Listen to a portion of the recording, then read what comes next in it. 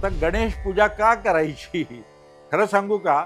हा प्रश्न पुढची पिढी विचारते. तरुण मुलं विचारतात, "आम्ही का पूजा करायची?"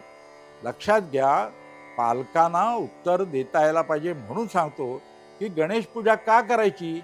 तर गणपतीचे गुण आपल्या अंगी यायला पाहिजेत यासाठी गणेश पूजन करायचं असतं. 14 विद्या 64 कलांचा अधिपती.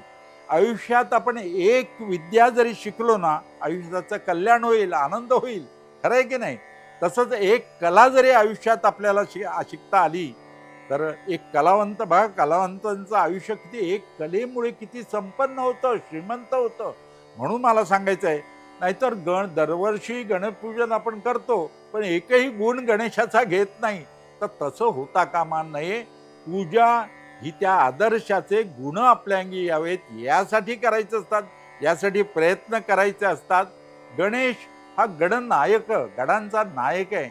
लीडरशिपचे गुण आपल्या अंगी यायला पाहिजेत आणि ते शिक्षण घ्यायला पाहिजे आपण, म्हणून गणेश पूजन करायचं असतं.